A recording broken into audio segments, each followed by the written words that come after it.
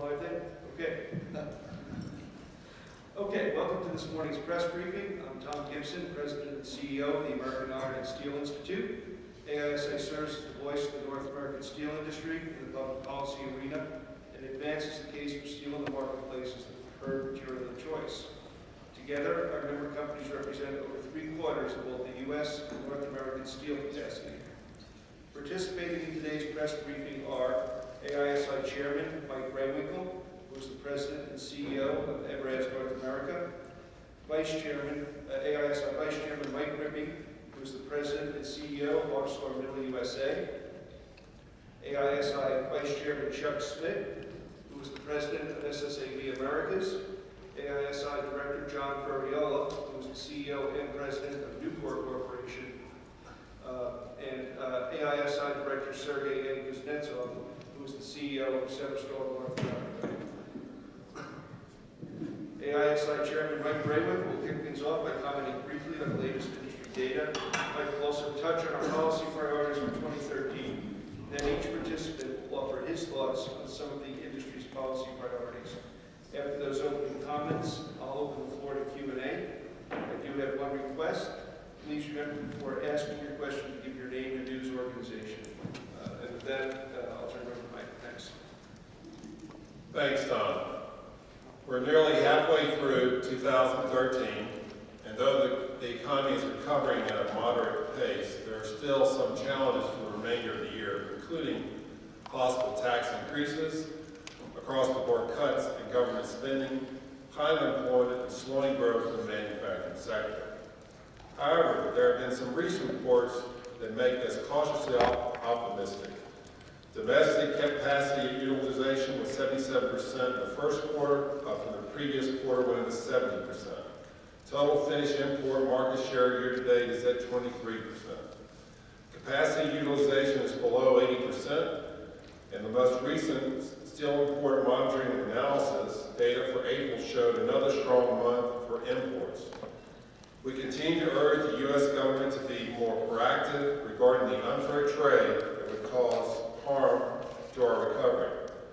The confirmation process for the administration recently announced nominees for the key trade and economic positions in government, the Secretary of Commerce and the U.S. Trade Representative, presents an opportunity for the administration and the nominees to take a strong stand against unfair trade. Industry-wide, first quarter shipments were 24 million tons. We expect to see some strengthening in demand in the second half of the year. Steady improvement in automotive demand, according to the Automotive Market Research Council Light Vehicle Original Equipment Committee, means that North American light vehicle production will reach 15.86 million units, with about a 3% increase annually through 2018. In 2014, production is estimated at 16.34 million units. Metal packaging demand, measured for steel and aluminum in North America, is forecast to grow about 13% from 2011 to 2016, according to our 2012 report from the Ferriola Group. The construction sector is also projected to see modest growth in 2013. The positive factors supporting construction growth are fragile, however, and could easily be overwhelmed by the general health of the U.S. economy. Overall housing starts in 2013 are projected to increase approximately 23%. But bear in mind that this growth is from the very low levels of activity experienced since the collapse of the housing bubble. Non-residential building construction is forecast to improve by 6% in 2013, with strongest growth in the retail, warehouse, and hotel markets. The education, healthcare construction forecast continues to be sluggish. Highway and bridge construction is projected to rebound about 3%. The power generation and transmission market is forecast to slow down in 2013 due to the completion of several large projects. We should see modest to strong growth in electric transmission infrastructure, however. Pipeline construction, which rebounded substantially in 2012, should continue strong growth in 2013, along with natural gas and shale gas development. But this point is very important. The energy renaissance that can benefit our industry and create jobs needs to be unencumbered by overly stringent federal regulations. As House Energy and Commerce Committee in March, we need a reasonable, streamlined regulatory approval process for the construction and permitting of new facilities or modernization of existing ones. The bureaucratic permitting process has become controlled by special interests that raise issues outside the purview of the process simply to delay an approval. A case in point is the proposed Keystone XL pipeline. It will provide a competitively priced, reliable North American supply option for Gulf Coast refineries, and has met extensive regulatory approvals, including the State Department, yet it's being delayed in the tug-of-war between the state, the EPA, and the President. This can undermine the goal of secure, stable energy supplies in our country. Overall, we believe that slightly expanding demand in the auto sector, energy and construction markets, and hopefully the construction of the Keystone Pipeline will contribute to a growth trend in steel shipments in 13 and 14. This year, AISI has again identified several policy priorities that my colleagues will touch on. 1, enforcing fair trade by keeping our trade laws strong and strictly enforced. 2, avoiding excessive government regulation that reduces industrial competitiveness. 3, investing in transportation infrastructure. 4, developing tax policies that support U.S. manufacturing competitiveness. 5, promoting cooperative worker health and safety programs. And 6, putting a national energy strategy in place that promotes the development of an affordable and abundant energy supply. Now I'd like to ask Mike Rippey if he would touch on our potential growth markets ahead, especially from the auto perspective. Thank you, Mike, and good morning, everyone. The companies represented here today at this annual meeting operate at the cutting edge of material science. We produce high-technology solutions for our customers, and we do so with advanced equipment operated by highly skilled and tech-savvy workforce. We provide great jobs for American workers and for our country. Some of these materials include advanced high-strength steels, which you likely have heard much about. They have helped automakers reduce vehicle weight without sacrificing safety, sustainability, and affordability over the past 10 years. I want to share with you a quote about the evolution of vehicles, and it's a simple quote. The day of the passenger car, made primarily of iron and steel, is on the wane, and will give ground to aluminum, magnesium, and plastics. This is a quote from an article in Cars magazine, and it's from 1953. It clearly wasn't true then, and it's not true today. In fact, the ironic thing is that Cars magazine is no longer here, but steel certainly is. Since the early 1900s, steel has been the preferred material for automotive design. It's strong, formable, and low cost. But customer expectations and government regulations, such as CAFE, have challenged automakers to increase safety, improve fuel economy, and reduce CO2 emissions, all at the same time. A huge challenge. Steel is meeting this challenge. When the Transportation Department and EPA first announced the goal of bringing the fleet to a corporate average fuel economy of 54.5 miles per gallon by 2025, there were those who proclaimed game over for steel.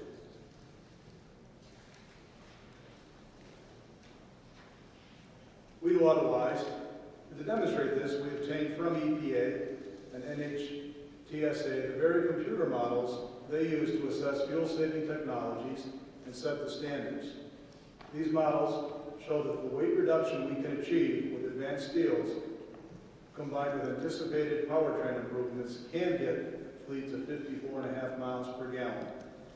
The models also show that steel gets the fleet to 54.5 at lower costs and lower greenhouse gas emissions than other materials. So what's the reason for steel's continued success? The answer is simple. While there are a number of competing alternative materials, none offer the complete package of safety, lightweighting, affordability, and sustainability offered by steel. Thank you. Chuck will now make a few comments about the importance of our energy future. Chuck? Thank you, Mike. Our industry's international competitiveness depends on our ability to capitalize on the discovery and development of North America's shale resources, as was outlined in Michael Palmer's presentation in this morning's session. As an industry, we consume large amounts of natural gas and will benefit from the increased supply resulting from shale production, which keeps gas both reliable and available at low cost. Secondly, the steel pipe and tube products that U.S. steelmakers produce are integral to the exploration, production, and transmission of natural gas and oil. Greater development of our domestic shale resources means greater demand for steel. That translates into more jobs, more investment, and that's good for everyone. But a number of current federal regulatory efforts threaten to limit the amount of domestic oil and natural gas resources available for access and production.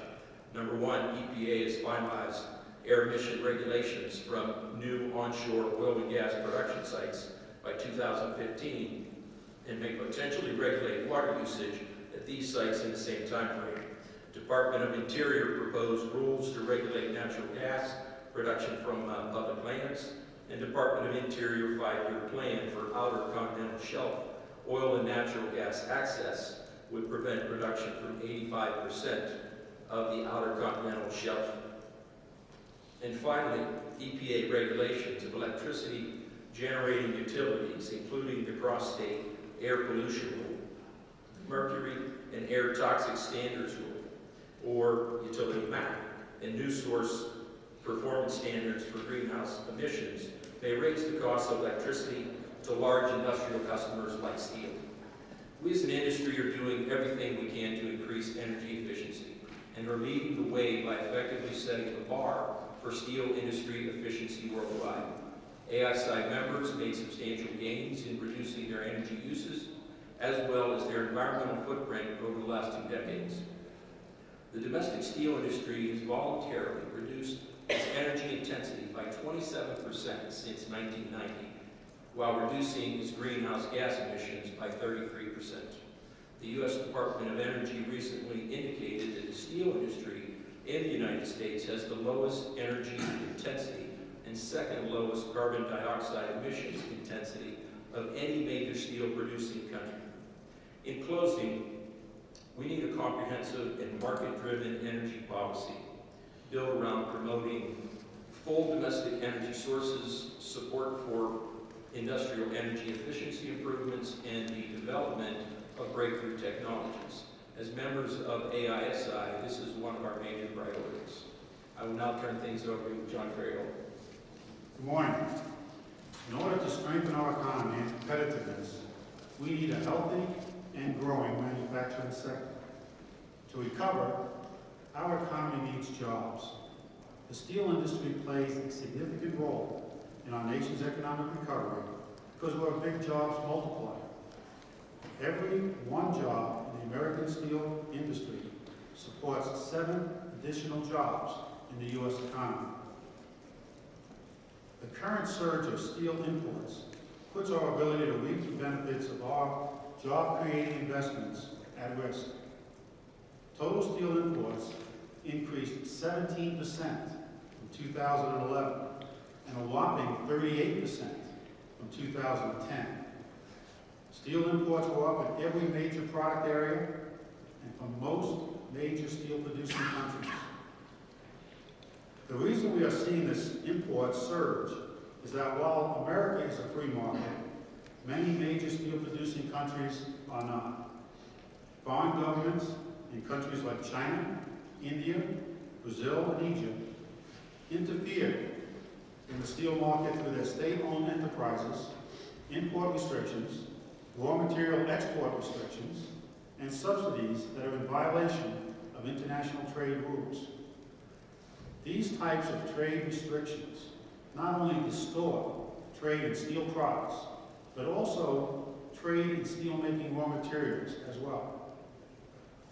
The fact is, U.S. steelmakers and their workers can can successfully compete with anyone in the world on a level playing field, but we cannot compete against governments.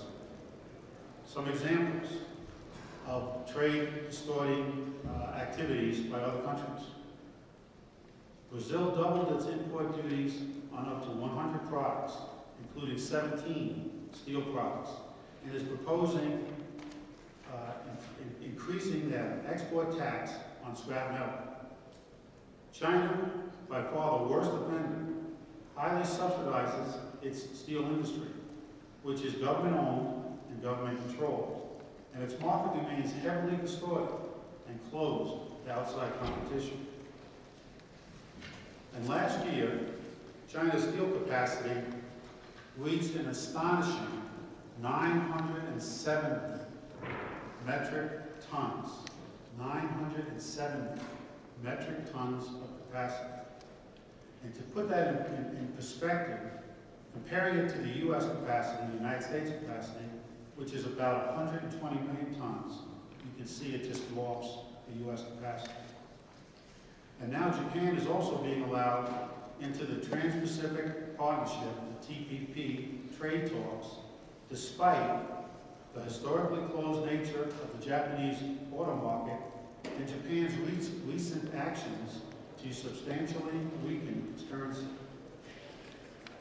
There is a solution to these problems: strong trade enforcement. This includes removing trade barriers abroad and opening those closed markets. It also means using the trade laws to address market distortions like dumping and unfair subsidies, and addressing new types of trade issues such as evasion and circumvention and the effect of state-owned enterprises. We have a tremendous opportunity to revitalize the American manufacturing sector and strengthen our economy. If we have strong trade enforcement, coupled with other policy areas discussed here today, America can once again be a nation that makes and builds things, creating jobs in the process. Thank you. I'll now turn things over to Sergei. Thank you, John. Good afternoon. The North American steel industry has long identified environmental commitment to sustainability as part of our industry's strategic plan and our vision for the future. The industry is aggressively seeking ways to reduce our environmental footprint, even while producing advanced and highly recyclable steel that our economy needs. Steel's superior performance minimizes environmental impacts when measured through the entire life cycle. As it was already mentioned, through the development and application of new steelmaking technologies, the steel industry has reduced energy intensity by 27% and CO2 emissions by 33% per ton of steel shipped since 1990. The continuous recyclability of steel is fundamental to these advancements. The overall recycling rate for steel has reached an all-time high of 92%. More than 85 million tons of domestic steel scrap is consumed by steelmaking furnaces, recycling more than paper, plastic, aluminum, and glass combined altogether. This is largely because steel is the engine that drives the recycling of many consumer goods, as evidenced by recycling rates of many common products, including automobiles, 94.5%, appliances, 90%, steel containers, 70.8%, structural steel, 98%, and construction reinforcement steel, 70%. The key tool for the industry for advancing sustainability is the life cycle analysis approach, which is essential to measuring the real environmental impact of material, starting from raw materials through the recyclability and the use of byproducts. Steel has life cycle advantages over competing materials because of its relatively low energy use, high recyclability, conservation of natural resources, and the extensive reuse of byproducts. The steel industry is looking further than simply going green, because unlike many other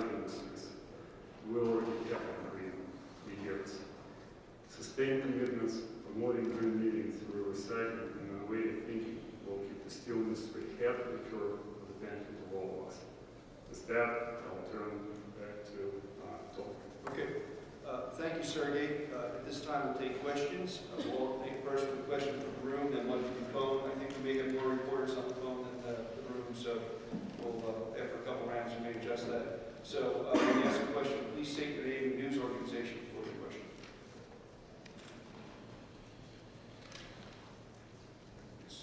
Hi, my name is Estelle Tran. I'm with Class. You mentioned the Keystone XL. I was just wondering what kind of infrastructure projects need to be done that would really further, I guess, not only the company's growth, but as part of the economy as a whole. I mean, where are we really hurting, lots and ports, some things that come to mind in the recent AISI report. Well, this is Tom Gibson for those on the phone. We need a long-term solution on highway funding, first off. We've got a stopgap that gets us through another year and a half till September 2014. But we need a long-term bill to address that. That's where the roads and the bridges are addressed. Yesterday, the Senate did pass a water resources development bill for locks and dams. I think we saw with low water levels on the rivers over the winter, you saw what the effects can be if routine maintenance is not kept up. They had to do some emergency dredging, they had to remove some pinnacles. The locks and dam, condition of the locks and dams is no better than our bridges. So passing a word bill is a good first start. There is an issue for all of these public funding bills. It's tied to the topics that we talked about this morning. That's the funding question, especially in the case of highways. The bill had relied on historically gas tax as its main funding source. When we last did that bill, or not last did the bill, we did the bill about 10 years ago, and projected on gas receipts far exceeding the actual need now. Vehicles have changed, people's driving habits have changed, the gas tax is not any longer producing enough money. So in the next iteration, the funding issue really has to be front and center because the need exceeds current funding levels. We're just barely keeping the need right now. This is John Ferriola. I'd just like to build upon that and make a couple of general comments about the infrastructure. Infrastructure in the United States is in terrible condition, which poses a danger not only to our citizens, but our ability to compete in the manufacturing sector with the rest of the global countries. You have to have a strong, safe, efficient infrastructure in order to be able to enjoy the logistical competitive advantages that keeps us on par with other countries. So, building upon what you said, Tom, I encourage our government to take further action, continue to invest in infrastructure, find ways to make it happen. We know the government is challenged financially as are the states, but we must find a way to invest in our infrastructure in the United States. We've got to take one from the phone. On the phone, do we have a question? At this time, if you'd like to ask a question, press star, then the number 1 on your telephone keypad. Your first question comes from the line of Ed Crook, Financial Times. Hi, good afternoon. It's Ed Crook, Financial Times. Thanks very much for taking the call. You talked a bit about the energy revolution. I was interested in really trying to get you to sort of characterize the scale of it and to just talk a little bit about how important it is for the industry and for your companies specifically. When you look at what's going on in gas and perhaps oil as well, and the effect on demand for your products and the effect on energy costs, is this something which is kind of nice to have and helpful and sort of a good thing for the steel industry but not really kind of transforming the fundamentals of the business? Or is this something that you would really describe as transformational and leading to a kind of completely different outlook for the way you thought about the future of steel in the United States? I think there's Mike Rehwinkel. I'll start first. There's a number of us here who will comment to that because it is a transformation. First, I'll use just the what is the Renaissance does with just the pipeline production itself is that the current pipeline production in North America will greatly expand, and that is just the natural steel that we produce at Lake Colo to go into those pipes, and that in itself is going to cause a renaissance where we're having steel being used in our goods steel, North American steel produced, not foreign produced, and that's the point that we're trying to make an import surge. But I think the real renaissance is going to be low gas prices, and probably Mike or John, would you like to comment to that? Well, I think the exciting aspect of it is the ability that it will bring to resourcing a lot of manufacturing back into the United States. Certainly it's going to create a need for more steel that goes into the pipes to bring the gas from the ground to the user. But in addition to that, it will allow manufacturing to resource back into the United States. With manufacturing coming back, there's many large equipment manufacturers coming back to the States today. There are new plants are being built in the States. That provides a greater demand for our product. So it improves our ability to supply the market not only through the steel going into the direct use of gas, but also indirectly through the resurgence of manufacturing in the United States. Yeah, this Sergei, I would add to that absolutely. It is transformational, and as we see in many other industries that are energy-related industries, the investments are coming back into the country, and while some companies will consider building plants in other parts of the world, a lot of them are thinking of locating those plants in the United States because of the availability of low-cost energy. And steel is the investment-driven product, so always in the construction, the equipment that is going to go into those plants is going to benefit the industry a lot. And one more thing I would like to mention, there is also a direct benefit to the industry. It's the lower production cost that we all are enjoying.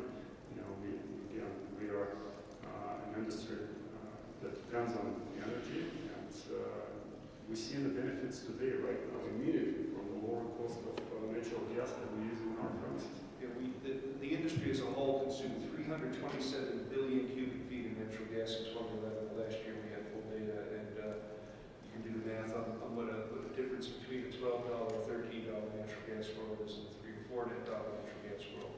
And I just point to the chemical industry as a prime example of an industry that was largely relocating to areas where natural gas was cheap and affordable, and was going offshore at a very rapid pace. And those ethylene crackers are now being built in the United States. And you have to get the gas out of the ground, you have to get the gas at the cracker, and you got to build a cracker, and all that involves steel. Then you got to get the product out to the other people who take the primaries and convert that into the products that you see some of them sitting there with a water bottle on your table. So it's just, it transformed the industry in fundamental ways. This is Mike Rippey from ArcelorMittal. I think there's an often overlooked benefit to the transformational changes that are taking place in our energy sector. And that's the effect on consumers. Consumers consume large amounts of natural gas to heat their homes every winter. And their home heating bills have been reduced dramatically as natural gas has gone from $12 to $3 or $4 level we experience today. So as they have more disposable income, that income is available to put into our economy and drive demand for appliances and automobiles and all the other things that the citizens of our great country consume every day. So there's a liquidity effect on the consumer balance sheet as well. So the transformation extends beyond our industry to all aspects of our society. If I can make one more comment, Tom? Yes. All of these great benefits that we mentioned to you are dependent upon the gas staying at home so that it can provide all of these benefits.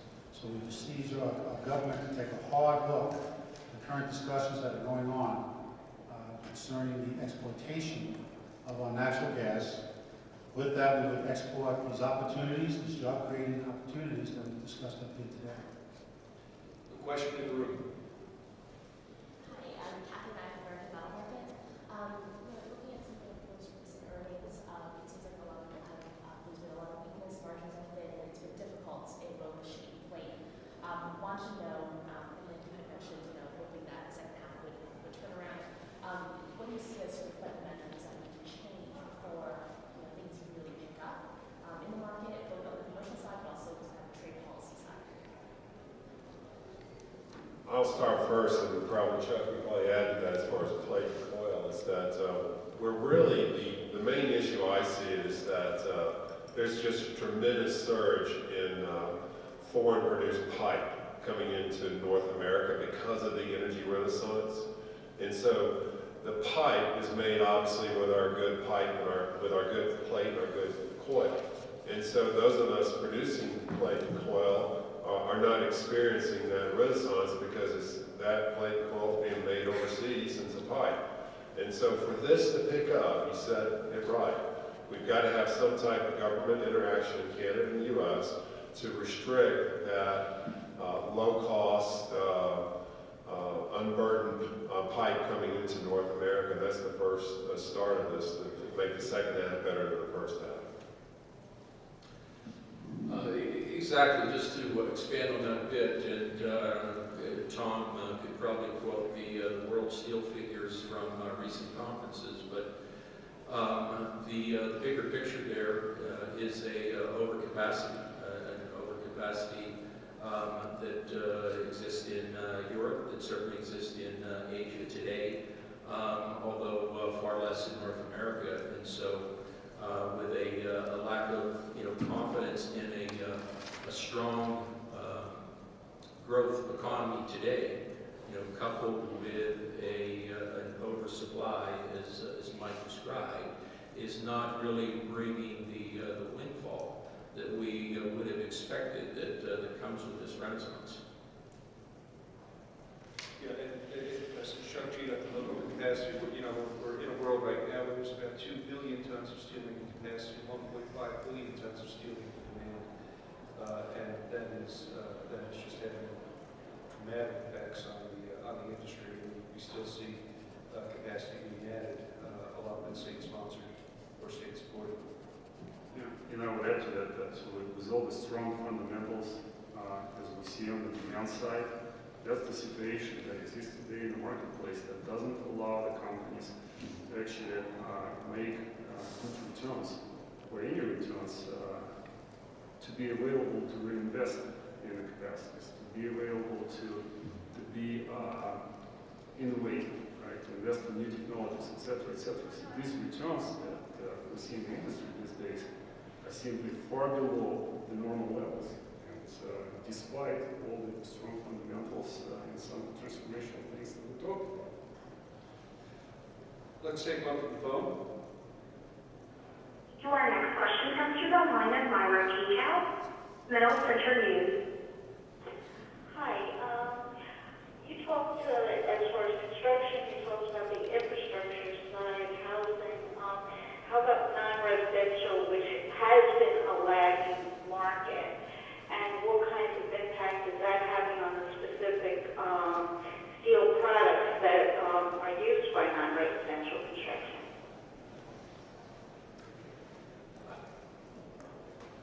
I probably have a number on non-residential that's not in front of me. Non-residential has been a very regional kind of thing, depending on where you are, what the non-residential market looks like. Overall, it's flat. Larry, do you have a number in your head on non-residential?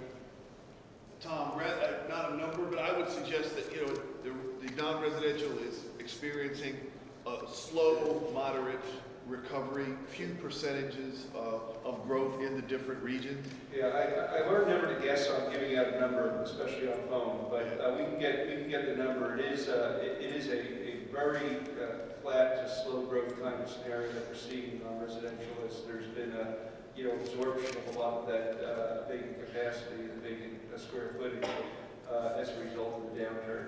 But it's a regional phenomenon. Some areas performing better than others. Right, and the problem is coming off very low base, right? And you don't really see hardly any growth there, and that's what's holding back the consumption of plastic, for example. And there's a lot of capacity that is available there to satisfy that market. So once that demand comes back, we're going to see a much stronger environment. But until it's there, that's one of the things that is really late. A question in the room. I wanted to go back to energy and the transformation of natural gas. Are you guys specifically designing any like tanks and things like that for commercial fleets? And we hear that rail might even consider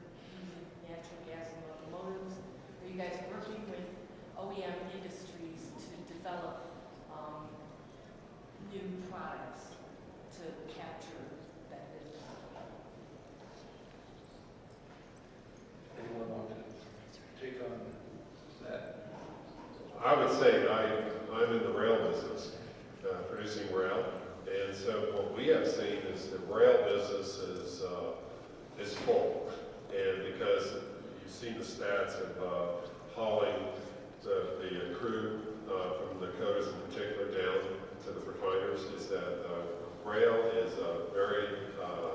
very full with these cars going there. So one segment of that is flourishing is the rail segment. You've seen UP and BN announcement on the earnings because of that. So that is one thing we are working on, is just the higher strength rail, and that we continue to work on that because of the weight of the products coming down. As far as the tanker cars or barges and such, Chuck, it ramped up some, then it kind of slowed down some. That's probably what I would say from that perspective. Any other comments on This is Mike Rippey. Yeah, I just, Go ahead. I'm sorry. Oh, go ahead. That as was presented from the gentleman from Marathon, there is a bit of time lag from, when you look at the life of this production and bringing it online, building pipelines, getting pipelines approved, and this rapid growth of rail, as Mike described, is one of the outcomes of that. It also extends to the waterways, the barges, and even trucking is described. So it certainly has expanded into a wide range of transportation opportunities, particularly to fill this this timeline before additional pipelines can be brought online. And if you're asking specifically about fuel tanks and fleet vehicles, if that was where you're going, we have a very aggressive, strong program in vehicle tanks right now, and we have data that shows that steel tanks outperform plastic tanks. You're not going to put compressed natural gas into any other material other than steel. So, and we can get more information for you on that from our market development program we follow. Question on the phone. Your next question comes from the line of Allison Martell with Thomson Reuters. Thanks. So I know that several steel industry leaders have asked Congress to pass legislation directing commerce to treat undervalued currencies as a subsidy, which I imagine would open the doors to more countervailing duties. I'm interested in any update on how that's going, if you're getting any traction there, and can you talk about any other specific trade policies that you'd like to see? Well, as far as specific trade policies we'd like to see, we're pushing very hard to see a currency bill passed. We've had action in both houses of Congress over the past couple of years. We need both houses of Congress to act in the same year to pass currency legislation. Other things that would help is we've been supporting very strongly the Enforce Act. That would help us where you do get a favorable ruling to actually enforce it and avoid evasion of orders that exist. And again, this is a bill that's had some success in one house or the other. We need to get this bill moving in both houses this year. We're soliciting additional co-sponsors. We had some progress on this in the Senate. One of the bill's champions is Senator Ron Wyden, so we're looking forward to seeing that bill move a little bit further down the line and actually come along. Anybody else want to? Tom, I'd just like to make a general comment about it. Our trade remedy actions tend to be very, very reactive and not at all proactive. And we need to have that change. The current idea of having to suffer through serious injury and harm before any action can be taken, it's clear that rules are being violated. It's a silly way to approach the problem. We need to be much more proactive and less reactive. We need to take action before harm and injury occurs, once we can prove that they are, in fact, violating our laws. Next question in the room. Dan Hilliard with Platts. Can you talk a little bit more about the prospects for auto in 2013 and 2014? Mike Rippey, we continue to see good demand from our automotive customers, continuing through the balance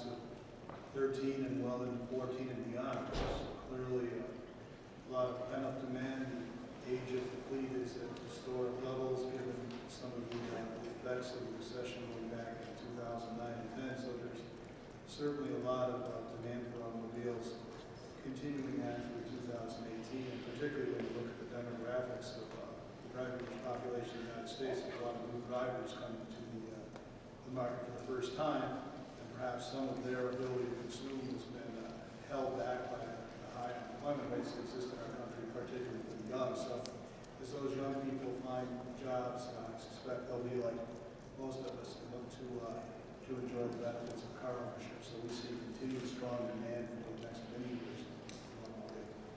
I think we covered more quickly in autos than maybe was projected 2 or 3 years ago. I think we're going to end this year, the current estimates are about 15.8. I don't think we're going to be able to build in projections for 2014 or 16.4. That's good, but it's still below the 2005-2007 average. 2005-2007 average is 17 million vehicles, so it's gotten better, and that is a very strong market for steel. But it still has a little room to go before we get back to where we were before the recession.